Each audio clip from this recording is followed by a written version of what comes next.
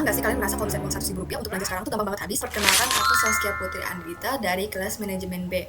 Nah, kalau misalnya teman-teman pernah merasakan hal itu, berarti teman-teman sedang mengalami kondisi yang akan aku bakal bahas dalam berita yang aku pilih hari ini, yaitu berita dari Tempo yang berjudul Di Balik Pertumbuhan Konsumsi Rumah Tangga.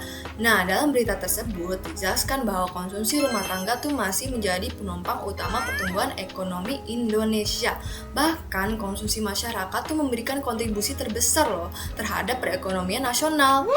Akan tetapi terjadi kondisi yang cukup menarik nih guys. Di saat konsumsi rumah tangga yang masih tumbuh, banyak banget masyarakat yang justru merasa daya beli mereka tuh semakin menurun.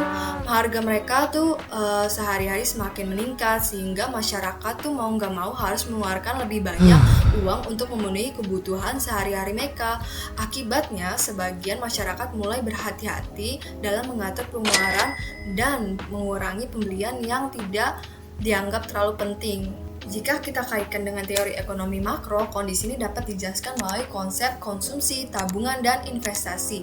Menurut teori konsumsi Keynes, tingkat konsumsi masyarakat itu dipengaruhi oleh pendapat yang mereka miliki. Semakin tinggi pendapat seseorang, biasanya semakin besar pula konsumsi yang dilakukannya. Namun, kondisi yang terjadi saat ini itu menunjukkan bahwa meningkatnya konsumsi belum tentu berarti masyarakat menjadi lebih sejahtera.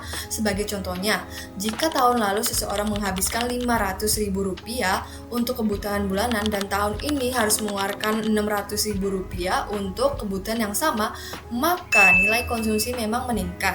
Akan tetapi jumlah barang yang dibeli itu tetap bakal sama aja. Dengan kata lain, masyarakat mengeluarkan uang lebih banyak tetapi belum tentu memperoleh lebih banyak barang atau manfaat. Selain itu, ketika masyarakat merasa kondisi ekonomi kurang pasti dan biaya hidup semakin tinggi, mereka cenderung lebih berhati-hati dalam berbelanja serta menyisihkan sebagian pendapatnya tuh sebagai tabungan untuk berjaga-jaga di masa depannya. Kondisi ini juga dapat memengaruhi investasi loh. Ketika konsumsi masyarakat tinggi, perusahaan melihatnya ada peluang keuntungan sehingga terdorong untuk memperluas usaha dan meningkatkan produksi.